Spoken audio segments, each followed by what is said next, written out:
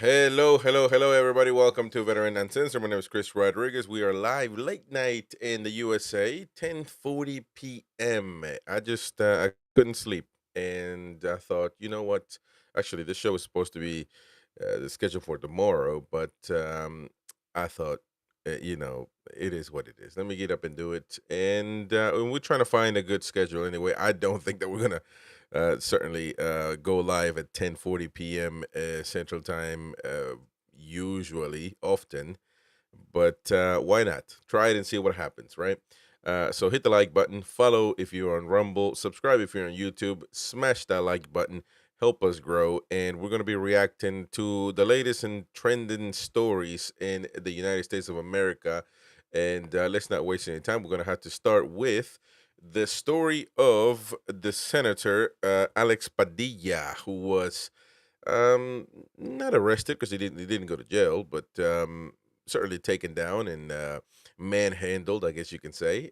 From he was supposed to go meet um, Secretary Noen, and he just barged into the room and thought he was just. I thought this is theatrics, to be fair. Now, we're going to be reacting first to that's going to be part of the video, but it's going to be a video from Harry Sisson, who is sensationalizing this whole thing. He is saying, the Trump arrest Democrat senator, which is actually not true. Trump, for all he knew, he didn't even know what was going on. And by the way, he is the president. He's got bigger fish to fry right now, especially, by the way, Israel bombed Iran, and we will see what that means for the United States of America. The U.S. right now washing their hands as far as that's concerned. But ultimately, um, this guy, Harry Sisson, he wants to sensationalize things and say that Trump arrested the Democratic senator when he didn't do anything of that sort. This senator, Alex Padilla, literally rushed into this room where there was a press conference being conducted, and as we would expect, security are there to defend whoever. He looked like a lunatic barging and running towards the Secretary Noen. So he had to be taken down. He had to be escorted out of the room. And once he was able to identify himself, they let him go.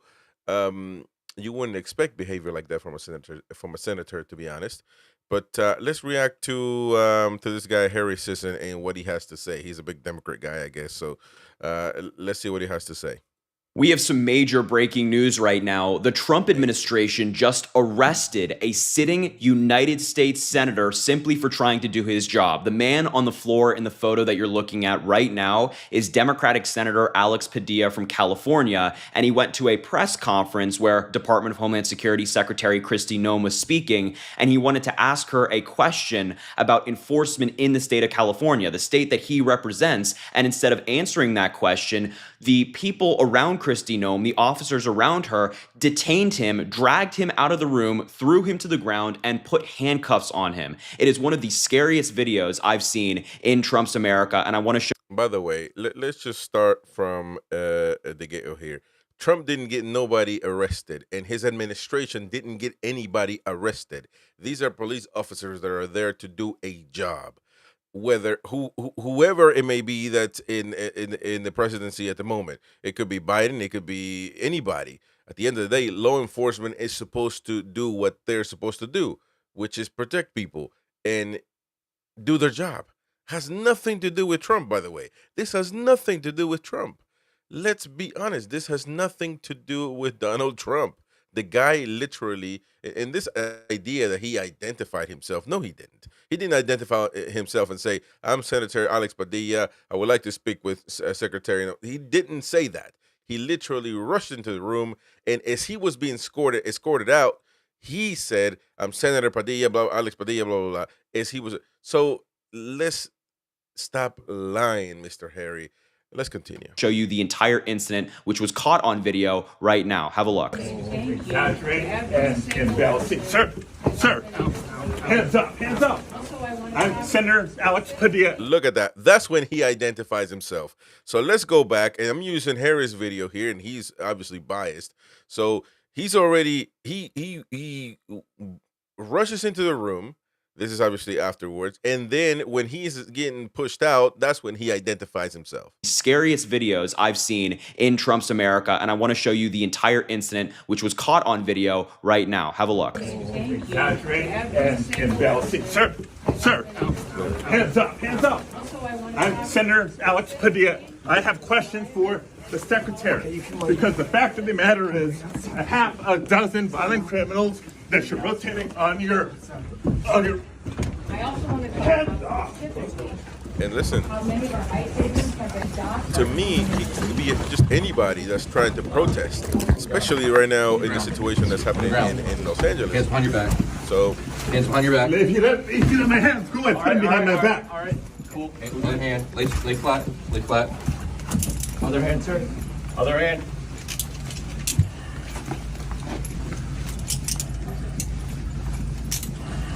There's no recording allowed out here. I did not know. There's no recording allowed out here per FBI, right? So what, I'm sorry? There's no recording allowed out here. That's my boss. I have to There's no record recording everything allowed for out us. here.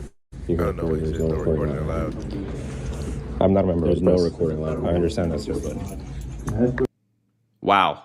In the United States of America, you, me, and the entire country just witnessed a sitting U.S. senator being arrested for trying to do his job. He's in the state that he represents, that he was elected in overwhelmingly. It wasn't even close. And he wants to ask a Trump administration official a question about what they're doing in his state, the state that he represents, and this is the way he's treated. Thrown on the ground, arrested, handcuffed, dragged. Excuse me. Harry, I know he wants to make this thing into what really people on the left are making it to be, which is, some kind of crazy conspiracy against this senator and anybody that's trying to seek answers. And all of a sudden, police are, and Trump has told ICE and the National Guard and the Marines, if anybody comes and asking any question, just body slam them and obliterate them, exterminate them from society, which is a lie, a blatant lie. They're trying to sensationalize this whole thing, right? Again, it's clear and obvious when you watch the video that this guy, senator, by the way, well, anyway, that's irrelevant. I didn't know who he was. Alex Padilla, he walks in, he doesn't identify himself. He literally starts walking fast. He seems angry. He's talking, I don't know, shouting, but talking loudly. Walking towards the person doing the briefing here. Of course, police are going to try to get him and push him out. And as he's getting pushed out, he says who he is. And of course, they have to corroborate. They can't just believe him. And so I really don't understand what what this guy, Harry, and the left wing media are trying to do here. But it's certainly not working. Pocahontas came out and she was so upset, out of breath and everything in the parking lot. Chuck Schumer, all the usual suspects trying to sensationalize this whole thing. So let's keep watching and see what he says. Dragged out of the room. And we saw at the end there that the officers, the people who work for Kristi Noem, were saying, oh, there's no filming out here. There's filming in there, but you can't film it here. They don't want this arrest caught on camera. They don't want you seeing it because they recognize how bad it looks. And the question I have for you at home is, if they can do this to a U.S. senator, a sitting United States senator trying to do his job in the state that he represents, imagine what they're going to do to you. Imagine what they're going to do to me, you, everybody at home, if they protest or make their voices heard or simply try to ask a question. Detained and arrested. Now, this is caught on camera. Imagine what they're doing when the cameras are not rolling. Now, the Department of Homeland Security already tried to provide a justification for what they did to Senator Alex Padilla, and they wrote this on Twitter, quote, Senator Padilla chose disrespectful political theater and interrupted a live press conference without identifying himself or having his Senate security pin on as he lunged towards Secretary Noem. Mr. Padilla was told repeatedly to back away and did not comply with officers' repeated commands. Secret Service thought he was an attacker. Yeah.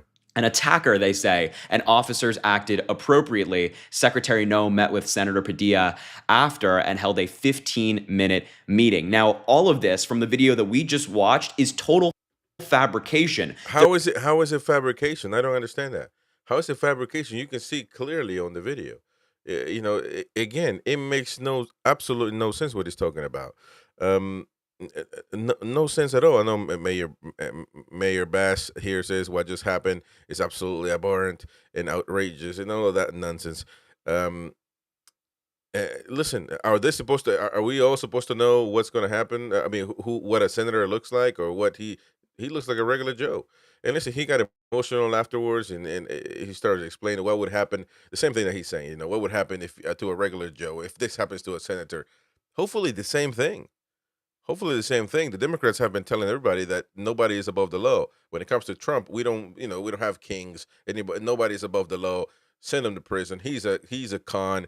He is a criminal. Blah blah blah. Well, nobody's above the law. And as far as I'm concerned, we don't know who he is. He could be another attacker. Now you identify yourself, and then of course, but the police there, and I'm going to say police. I don't know if they were ICE. I don't know if they who they were, but they were police, law enforcement. They were right to imagine if they would have let him go and he was an attacker. What would have happened after the attempted assassination of Donald Trump this past year? So I really don't understand it. I mean, what would have happened if I go and disrupt a press conference and start yelling and shouting and walking towards the person that is conducting this press briefing? Then I hope they're going to tackle me down and try to arrest me. I hope that's what they're going to do. It makes absolute sense that they're going to do that. So I just don't understand it. I mean, I get it. I get it that certain parts of the media are going to want to try to use every single thing. And of course, this video right here titled "Trump Arrests Democratic Senator." I mean, Trump had no idea this was happening. It's like, so do we really believe that Trump said, "Hey, start arresting senators, start arresting governors"? Are we really? Nothing makes sense when it comes to the left side nowadays. And again, I try to stay in the middle. I try to stay neutral, but it's kind of hard. It's kind of hard nowadays to really do that. So let's see what else he has to say. There was no lunging. He was he was standing there. We just saw it in the video. Let's go back to the beginning. Please, does anybody look like this man is lunging at somebody? There is a person, by the way, this is the guy here. There is a person, a politician, conducting a briefing live. When have you ever seen this person is going towards that person, Secretary Noam, and trying to talk to them in an aggressive manner? What else do you want them to do? It makes no sense. It makes absolutely no sense. It's the senator right there doesn't look like he's lunging at somebody. And also, they said that he didn't identify himself. He didn't. He never identified himself as part of the Senate. Let's just listen to the beginning of the clip again. Hands up, hands up. I'm Senator Alex Padilla. What was He's already starting his ruckus there. That's not walking into the room and says, "Hey, everybody, I'm Senator Alex Padilla. I would like to speak to Secretary Noam." That's not what happened. He's already getting pushed out. And as far as they are concerned, he's just another attacker or an attacker trying to create chaos, maybe a protester. You can say whatever. I'm going to say I'm walking into a room and I'm Donald Trump. Doesn't matter. I still have to identify myself after they are done getting me out of the room, because as far as they're concerned, I'm just an attacker. Plain and simple. was that? Hands up. I'm Senator Alex Padilla. Okay, so good. The video that we just watched that every single American is seeing right now completely debunks this statement from the Trump administration, which is he identified himself. There was no lunging. There was no threat.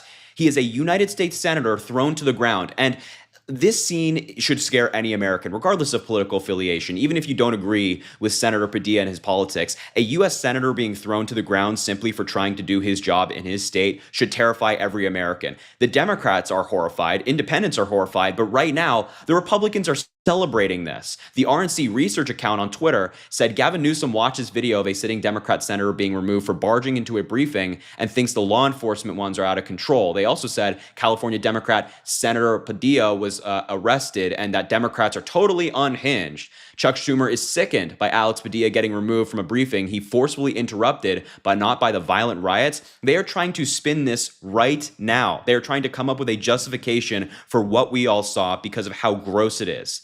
Listen, I'm not gonna have any more of this crap. This Harry Sisson guy has been exposed as a fool, right now, for lack of a better word. He's trying to sensationalize this, just like Chuck Schumer, Pelosi, and the rest of the Democrats. Listen, it's clear and evident of what this guy was doing, and justified are the actions of these police officers. They're justified. They didn't know who he was. I mean, it's not the law that we're supposed to know who the senators are and what they look like. And the way this Alex Padilla conducted himself, unfortunately, it was warranted, plain and simple. Unfortunately, it was warranted. And it is what it is. Don't start launching and working fast and shouting towards, especially your life. Imagine if, a lot of people won't have a clue when Secretary Noam, and she's obviously an important person under the current Trump administration. But just think about it: if Trump is having a press briefing and somebody just walks up and walks fast towards him, start yelling and shouting, anybody is going to have to take the law enforcement, security, whatever. They're going to take this person down. It's plain and simple. So, anyways, let's go on to the next one that we're going to react to, which is this is a CNN video, and this is Kaitlan Collins, and she tries to bait Tom Homan into, she tries to bait him into saying what he's not supposed to say, and she tries and tries and tries, and Tom Homan, to be fair, which I've always had him as a really a short fuse type of guy. Well, he didn't care. He was still calm, cool, and collected. Let's take a watch at what this whole entire conversation here. Trump officials are also watching what is happening right now on the ground in Los Angeles. President Trump's because Governor Newsom and the Democrat leaders of California weren't acting quick enough to act. I mean, I've been here since Wednesday last week to initiate an operation, and things got out of control quickly Friday night and Saturday. And the president took quick action to deploy the National Guard to protect government property that was being destroyed, protecting our agents and officers, and protecting the general public. I think the President Trump did exactly the right thing. He's trying to prevent another Minnesota from 2020, trying to prevent another Portland, Seattle tragedy. So I'm happy he deployed National Guard. Well, speaking of 2020, there was a comment that the president made then about whether or not he could deploy and activate the National Guard. I want you to listen to what he said then. We have laws. We have to go by the laws. We can't move in the National Guard. I can call insurrection, but there's no reason to ever do that. Even in a Portland case, we can't call in the National Guard unless we're requested by a governor. The law, of course, has not changed since then. So what has? I'm not an attorney, and all I know is I'm on calls every day with the heads of DOD and DOJ. So we got legal minds in DOJ and DOJ are making these decisions. So I certainly think the president's acting within the confines of the law. I mean, I'm on phone calls every day, and these lawyers are making these decisions, so I stand by it. But I think some people may look at that and say, well, one, you know the law very well. Obviously, you worked in deportations when President Obama was in office. You're now back in this role.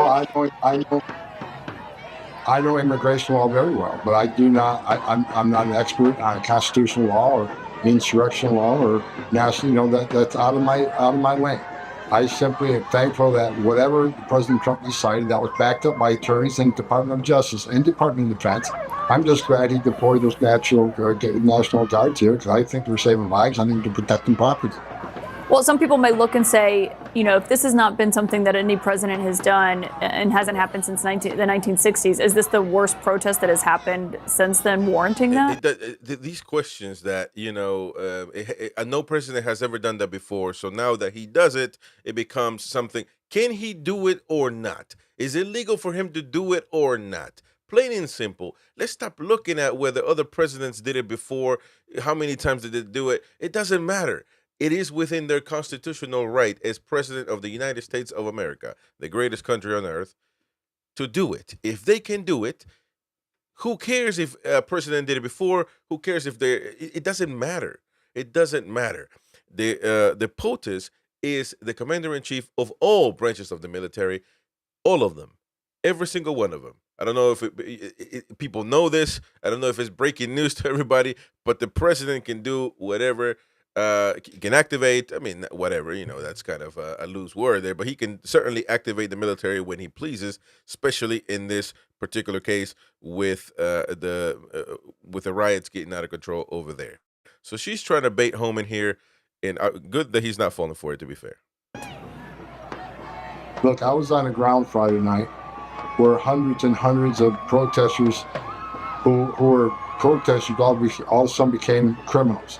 They breached a federal building that had to be pushed back where officers were at risk. Detainees that we had arrested were at risk. Officers have been injured. Property has been destroyed. So, yeah, if the Democratic leadership wasn't taking action, President Trump stepped up and took the action. I've been on the ground. I've seen the worst of the worst on it, so I'm glad President Trump reacted to save lives and property. Yeah, I was just in LA on Friday as well. But on this front and what the president's plans are in the administration overall, have you been personally involved in conversations about invoking the Insurrection Act?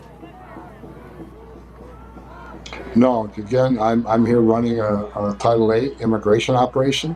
I'm not involved in discussions, but I do know every day a conversation happens with the leadership of DOJ, DHS, and DOD on a decision going forward. I think the decisions on deployment of the National Guard and any other deployment of DOD is a decision being made by the White House along with the Department of Justice, DOD. I know those calls are happening every day. But you haven't personally been involved in conversations about invoking the Insurrection Act. Is that what you're saying? I have not. Okay. And speaking of the deployment so far, the National Guard, we've seen about 300 members arrive there so far, 2,000 activated. So far, also roughly 700 Marines have been mobilized to respond in Los Angeles. How will the administration decide if using those Marines is necessary here? Well, I think, look, their number one goal, they're not going to be enforcing immigration law. We're doing that. We're immigration officers. But there's two different lanes of effort here. Number one, we got ICE officers along with other Department of Justice, HCs, FBI, DEA, U.S. Marshals that are out there doing immigration operations, and we're doing them today. We're going to do them tomorrow. We're going to do them every day we're here.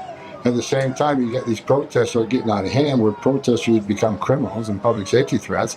So we got the National Guard or the military. Their job is protection of property and protection of our agents and their lives and their well-being along with the public's well-being. But when these protests get out of hand, that's when the local authorities step in, and their job is to maintain public safety and public peace. And last night, LAPD did a pretty good job out there, trying to quell some of this violence down. So there's two different things going on here. So I'm involved with Title VIII operation, so I'm doing it. Based on you saying the LAPD was doing their job last night, do you think that Marines would be necessary? It depends. I mean, last night was pretty out of control. And LAPD was out there in force. But we got to remember, look, we have officers injured. We have a lot of government property, whether it's vehicle tires being slashed, or windshield being smashed, government buildings being damaged. And we've had an instance where one protester threw a Molotov cocktail at an officer. I mean, this is getting to be a significant public safety issue here. So President Trump's thinking ahead of the game. He's leaning forward. He's going to send whatever resources we need to protect property and life. Now, again, the military's role is to protect government property and protect our officers. But, again, local law enforcement needs to step up and control public safety. I mean, and President Trump deployed these people because the state of California, the mayor of San Diego, the mayor of Los Angeles, and the governor weren't simply acting fast enough.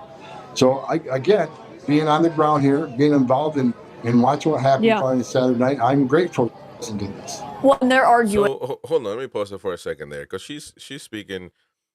We talk about the Marines, and as I said it before, the deployment, how people are reacting on the left about the deployment of National Guard, and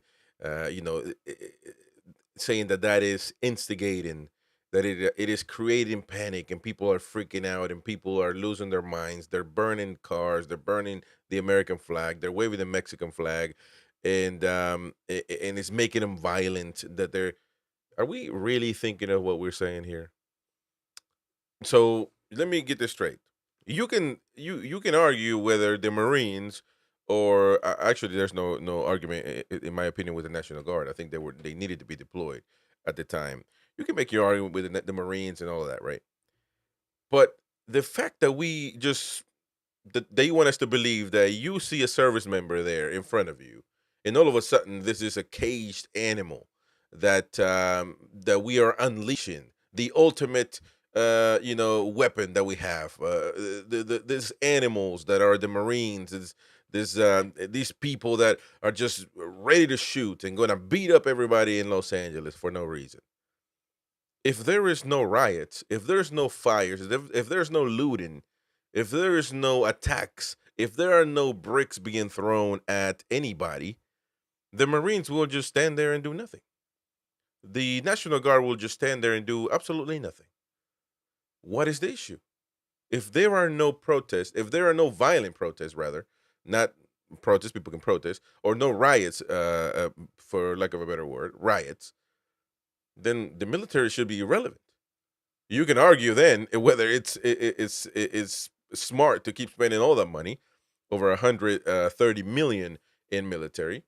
You can argue that, but to argue that the military all of a sudden is going to make these people, it's going to instigate a riot, it makes absolutely no sense. I'm a former service member, and I don't understand this logic.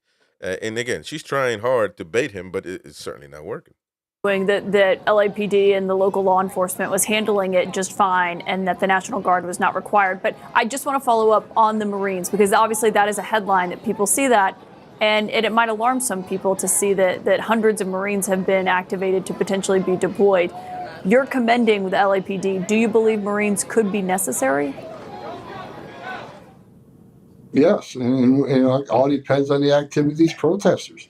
I mean, they make the decisions. I keep hearing media reports that they're rioting because President Trump sent National Guard. It's just ridiculous. They make the decision to burn a vehicle. They make the decision to throw a weapon at an law enforcement officer. They make the decision on assaulting officers. This is their decision. President Trump doesn't make them burn a vehicle or insulting an officer.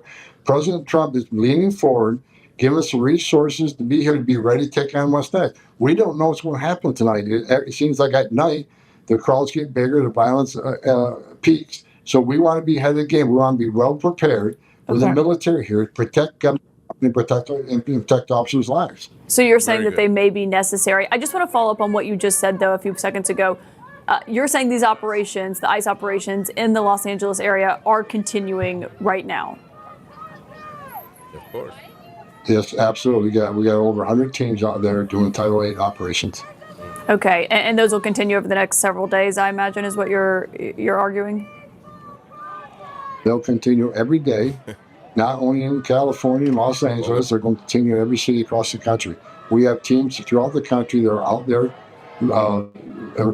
looking for those in the country illegally. We're prioritizing public safety threats and national security threats. We're looking for people who've had due process, had order removal from a judge that didn't leave.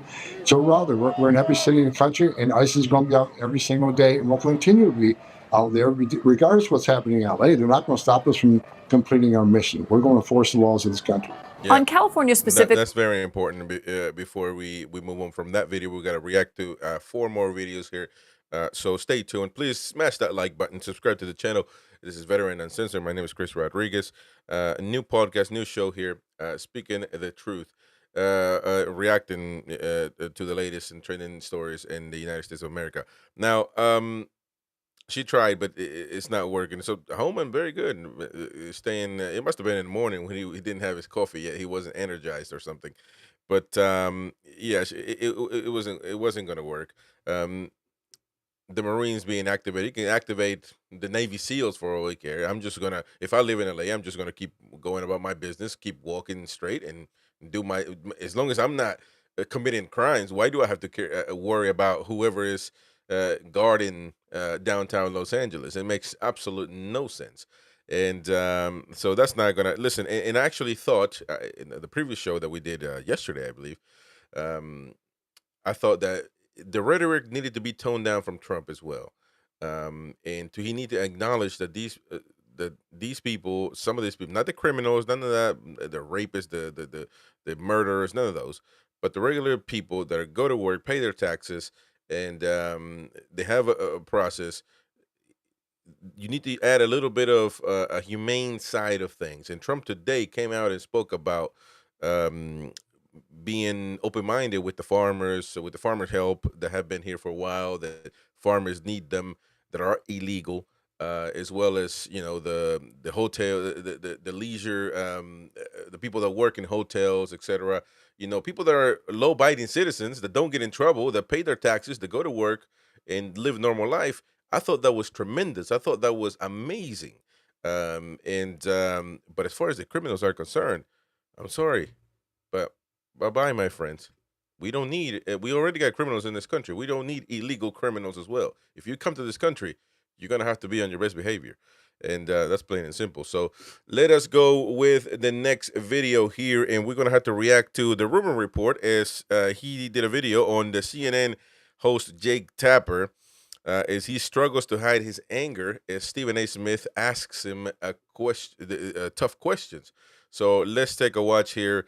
Please hit the like button. Let's get right to it. My main job, and that's where my main source of income by far. Very few people write books to make money. You write a book because you want to say something, you want to have a legacy. Let's jump back. Hold on, before Dave Rubin gets in and speaks his mind, because I'm sure we're going to be in agreement on what he's. Are you kidding me? Jake Tapper saying that he didn't write this book. Yeah, probably the regular Joe wakes up saying, I want to write a book, and they might not make money. But you, Jake Tapper, has made already millions on top of millions on this book alone. So come on, please. And this other girl that was the press secretary, Jean Pierre, whatever her name is, is trying to write a book as well. And if she's really going to reveal anything, I don't think she knew anything really. I mean, she knew that he was that Joe Biden was in.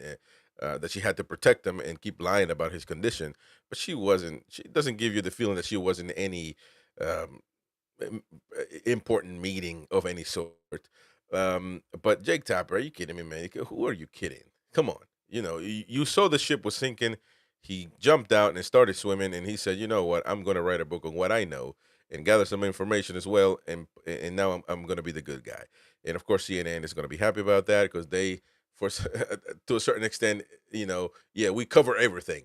But instead of covering, the reality was that they didn't cover. What they did was cover it up instead of actually covering the story. So I just can't believe Jake Tapper just said that. I mean, whatever.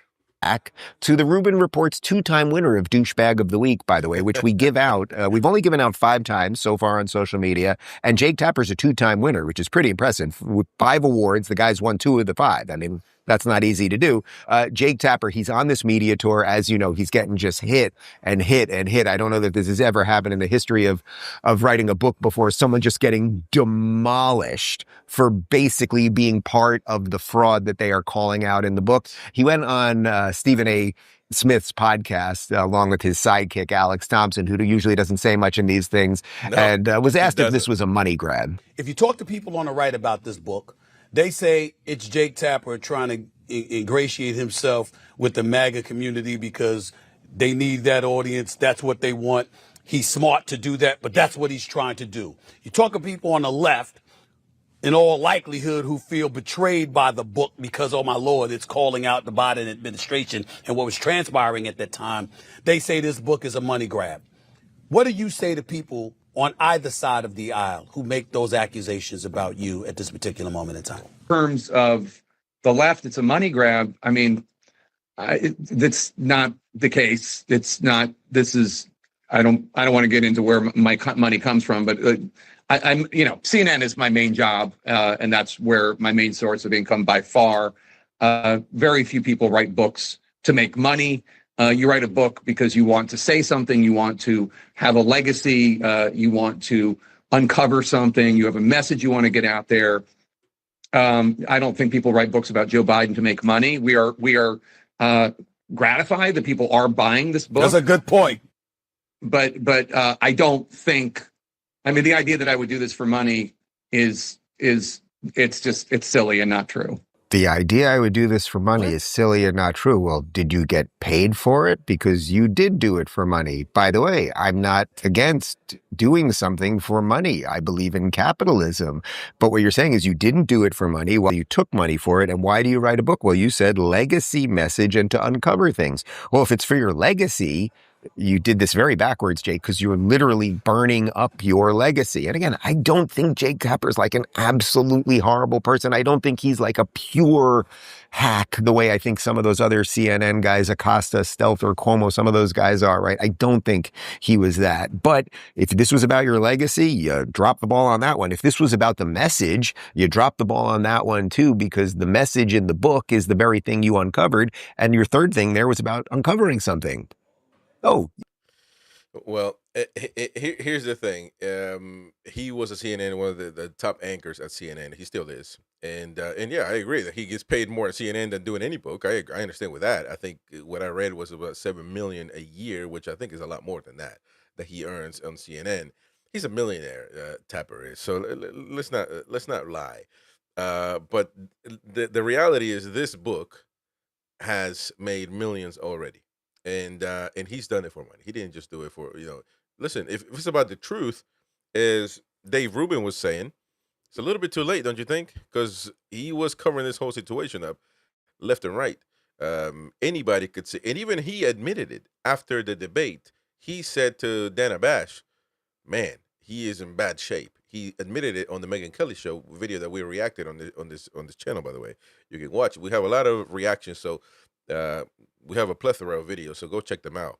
But so he admitted to that, and that was after the debate, the last one. And how long did the time pass? And he wasn't really covering the whole situation. Actually, years, 4 or 5 years since Biden really showed decline, and nobody really cared other than on the right side of things. And now you can say, well, the Republicans were finding, they saw a target, they saw a weakness, and they attacked it. But that is politics at its best. So, it's, I don't know. I just don't buy this whole, I'm trying to discover and uncover secrets, and not for money. I don't think that's true at all. And he's right, by the way, Ruben, the other reporter who actually did speak up on Biden's decline at the time. Usually in these interviews, he's awful quiet. So I'm not sure what's going on there. But the next video that we're going to react is CNN panel's faces when Republican explains why no one trusts them. So this whole show is really about CNN being exposed. So let's watch this video right now. Is interesting. More is interesting. Probably more interesting than some of the radicals you have out there, Crockett, AOC. I mean, those are the true leaders of your party right now, but it'd probably be better off replacing them with... That's not true, and I'm not going to even let you... It's not true. Hey, guys, I'm currently on the Don't Burn This World time. How much food costs, what the cost I want to talk about, which is economics, job security, how much food costs, what the cost of living is every single day. And Donald Trump, he's very good at understanding people's fears and his anxieties, but I haven't seen him do anything that's lowering costs right now. And when I'm home, I'm hearing it. I'll defend the Democrats. They are for things. Illegal aliens. You're for boys and girls sports. I mean, you are for things. And that's why you have such struggles right now in your party, because you're not for anything that's on the right side of any of the 80-20 issues that are driving this cultural divide in America. I think Wes Moore's actually a pretty talented communicator. The other person who spoke in South Carolina, Tim Walz, is a special mixture of extreme buffoonery and a mean spirit, which is a toxic brew. He is not the future of the Democratic Party. More is interesting. More is interesting. Probably more interesting than some of the radicals you have out there, Crockett, AOC. I mean, those are the true leaders of your party right now, but it'd probably be better off replacing them with... That's not true, and I'm not going to even let you... It's not true, and here's the thing. What we're not... What is very much the truth, though, that's the problem with the left side, that they don't admit to it, right? And she was speaking about Trump and how all of a sudden she's saying that he's not doing anything for the country.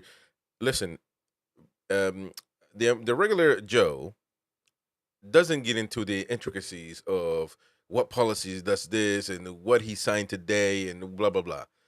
What people go by is when they go to the grocery store and their bill is cheaper. And I can speak for myself. When I go to the grocery store, $150 a week to spend and have three little kids, my wife and me, and it being a good Hispanic, a good sober, moral, and prudent Hispanic, myself, my mom, and my cousins, and we got we always maintain a big family at the house, especially on the weekend. A lot of people here, and 150 a week right now is is working right now. 150 a week. That's my budget, and it's working under Trump. It's going down. Gas prices have gone down. I live in a small town, rural area in Missouri, so that helps things a lot. But let me tell you, when the Biden administration was there, groceries were high, gas was high, and it's a feeling thing. Now you can tell me under Biden, people said the percentage of inflation is down and it's going to keep going. All of that is to me are numbers on the paper or numbers on the screen. But my credit card, my debit card is not feeling that. My pockets are not feeling that. Right now, I can honestly say that I'm feeling pretty good. I can get by. So, it's they don't want to admit it, but that is the problem. I do agree with her, with the lady there saying that the Democrats need to focus on those things that people want to know about, that people want to hear about. Certainly, for sure. That's what they should focus if they want to revamp their party. But they also don't do themselves a great service when they when they don't condemn the riots and when they want boys and girls sports and women and men in women's bathrooms, etc. They lose the big battle with the independent voters and the neutral people. They lose them because the neutral regular person on the streets, they just want to live. They want to have money in their pockets. That's what it's about. So that is that. Let's react to another one. CNN. Dana Bash gets visibly angry after her trap for Republican backfire. So let's take a watch of this one. Another one, and then we're going to have a video at the end and react to that one as well. So let's go on with this one. It hasn't unilaterally federalized the National Guard since LBJ sent troops to Alabama in 1965 to protect civil rights marchers. That's according to the Brennan Center. So my question for you is, why does this situation justify the president bypassing California's governor entirely? Let's jump back over to CNN. Here's Oklahoma Senator Markwayne Mullin basically smacking around Dana Bash as to this debate around whether the National Guard started this or not.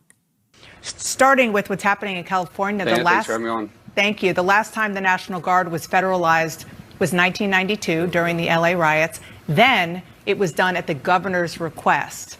In fact, the president hasn't unilaterally federalized the National Guard since LBJ sent troops to Alabama in 1965 to protect civil rights marchers. That's according. And who cares? Who cares? The same thing with Kaitlan Collins saying the same thing. Who cares? It doesn't matter. Is it illegal? Is he doing something unconstitutional? No. He is within his right of the president to do this. Who cares if no president did it before? According to the Brennan Center.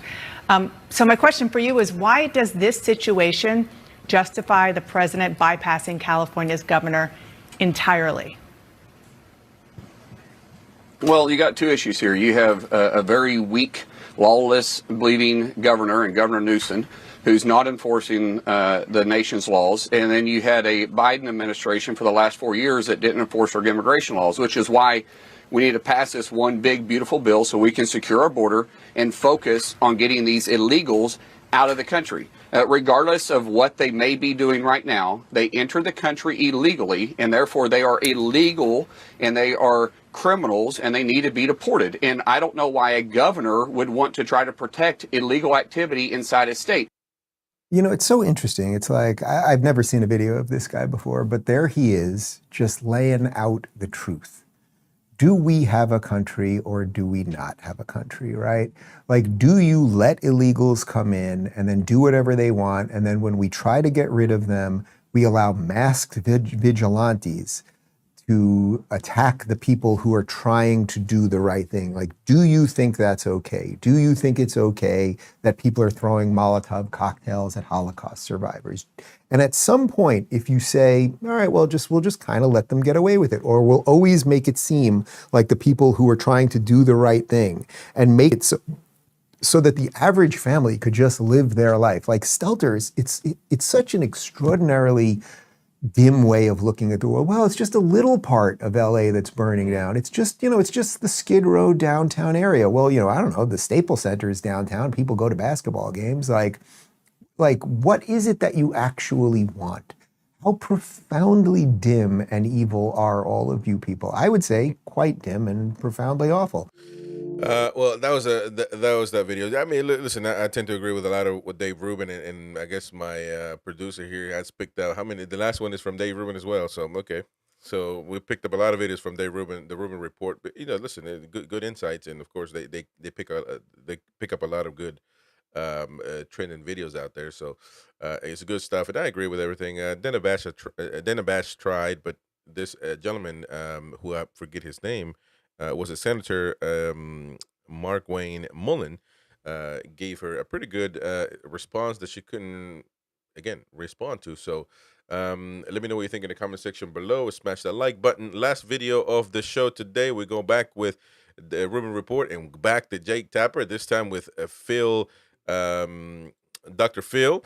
And Dr. Phil makes Jake Tapper go quiet with simple facts. Let's take a watch. Of most of the people that have come across the border, that doesn't make them immune from the law. The law is not optional. It's not a suggestion. You either enforce it or you don't. Jake Tapper. God bless Jake Tapper. What a lucky guy. He puts out the book. He gets crushed by everybody for being a fraud and a liar. Again, I've said I'd like to talk to him in some bizarre sense. And as I said, when I was in Israel, I was just feeling like the spirit of peace and okay, fine. But he's got his show back. He doesn't have to talk about the book anymore. He brought on Dr. Phil yesterday. And Dr. Phil, I know him fairly well. The guy is very apolitical. He did not get into any of this to do politics. He got into all of this to help. It was a sort of Jordan Peterson-esque thing, right? To help people straighten out their own lives and deal with their own crap so that they could flourish to the best extent that they possibly could. He's become political, and now he's doing speeches with Trump because sanity is now on the Republican side. Here he is just basically laying out just obvious nonsense, obvious sense on CNN. I was trying to say CNN. That makes me think nonsense. Here we go. Los Angeles Mayor Karen Bass says that not having a heads up makes it difficult to plan for law enforcement, for LAPD to plan for protests that pop up in response to the raids. I'm not sure if you've had a chance yet to, and then this is obviously an ongoing story, I'm not sure if you've had a chance to talk to Mayor Bass or Governor Newsom to get their sense of the overall safety implications as these protests continue. Well, one thing I am bothered about is, listen, I've known Karen Bass for a long time, and I think she is a very nice person. I know her well, and I think her heart's in the right place on most things, most of the time. I'm not comfortable with the things I've heard her say since this took place. I spent an hour with Governor Newsom a week ago, Monday, I believe it was, talking with him. Both of them have made it clear that they don't support what's going on here. If you tell them ahead of time, what are they going to do? They talk about the network of people sending out information, alerting people that ICE is in the neighborhood, where to go, how to hide, how to do different things that make their operation more dangerous, alerting people that they're coming. How can you tell them what you're going to do if they're not going to be supportive of it? These are two elected officials that took an oath to support the Constitution and to enforce the laws. But yet they don't seem, initially at least, to be doing that. I think both of them seem to be coming around now, but they weren't doing that initially. And if they're not going to put their heart into this, how do you do it? Listen, Jake, nobody questions the humanity of most of the people that have come across the border. Most of the people, at least in my experience and what I've seen, are not criminals. They're not dangerous, vicious, violent criminals. Right. They are moms and dads. The Hispanic population historically is very family-oriented. They're very church-oriented. They're very family-oriented. Nobody questions the humanity of most of the people that have come across the border. That doesn't make them immune from the law. The law is not optional. Yep. It's not a suggestion. You either enforce it or you don't.